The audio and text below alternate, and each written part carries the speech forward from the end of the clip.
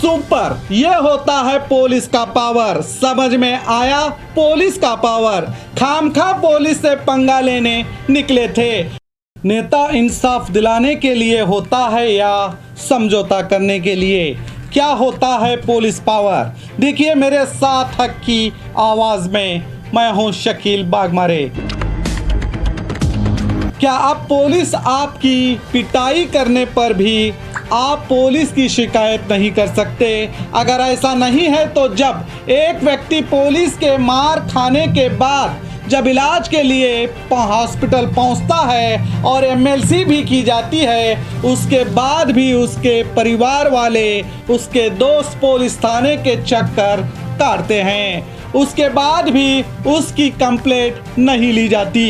SP साहब से भी मुलाकात की जाती है, उसके बाद भी एफआईआर दर्ज नहीं होती और कहा जा रहा है कि गलती से हुआ है, जाने दीजिए, ऐसा नहीं करेगा वो दोबारा।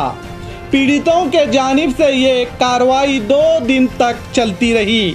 बीजापुर की जनता को पता है, मीडिया को पता है, एक पीएसआई ने बड़ी बेरहमी से रास्तों में गुजरने वालों को, दुकानदारों को मारा। कई दुकानों में रास्तों में कैमरा ना होने की कारण उनके सीसीटीवी फुटेज नहीं है और जिनके सीसीटीवी फुटेज आए, जिसमें घर के अंदर बैठे हुए लोगों को बाहर बुला बुला कर उनकी पिटाई की जा रही थी, उसके बावजूद ह्यूमन राइट्स का ढिंढोरा पीटने वाले लोग, ह्यूमन राइट्स के नाम पर संगठन चलाने वाले लीडर्स सब खामोश।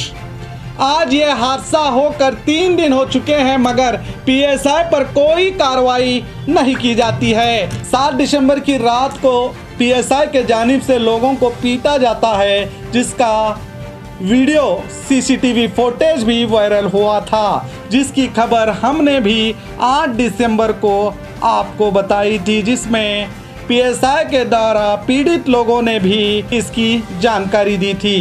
बल्कि अब सुनने में ये आया है कि पुलिस ने कॉम्प्रोमाइज करके मामले को रफा दफा कर दिया है और अस्पताल में जो लोग एडमिट थे आज वो डिस्चार्ज भी हो गए हैं। सुपर, ये होता है पुलिस का पावर। समझ में आया पुलिस का पावर। खामखा पुलिस से पंगा लेने निकले थे। पीएसआई को सबक सिखाएंगे, अगर कंप्लेंट नहीं लिया जाएगा तो स्ट्राइक की धमकी भी दे डाली थी। यहाँ तक भी नहीं रुके, कोर्ट में भी प्राइवेट कंप्लेंट करेंगे, ऐसे वैसे भाषण करते करके पुलिस को डराने निकले थे। देखा पुलिस का पावर, खुद ही कॉम्प्रोमाइज हो गए। ये होता है पुलिस का पावर। मगर दोस्तों मुझे आप ही समझाइए, क्या नेता इंसाफ करने के लिए होता है या समझौता करने के लिए? नेता पीड़ित के हक में आवाज उठाने के लिए होता है या प्रचार बटोरने के लिए? मुझे तो कुछ समझ में नहीं आया। अगर आपको कुछ समझ में आए तो नीचे कमेंट करके मुझे भी ज़रूर समझाइए। मैंने तो सुना था नेता वो होता है जो समाज के लिए, जनता के हक के लिए आवाज़ उठाता है।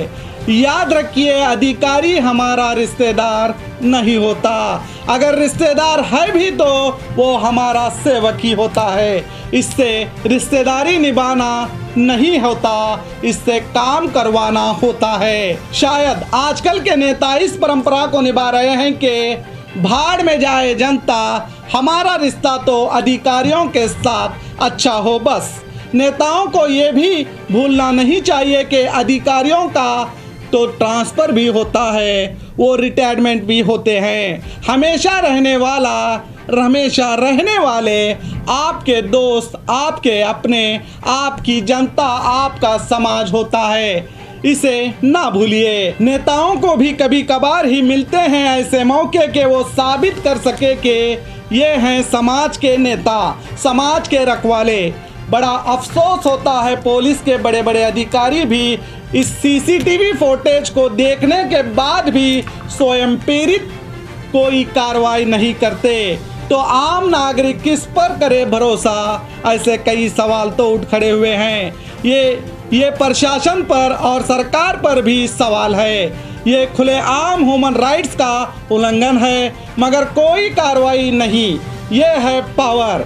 बात अगर समझ में आए तो इस न्यूज़ को आगे भी फैलाइए और देखते रहिए हक की आवाज़।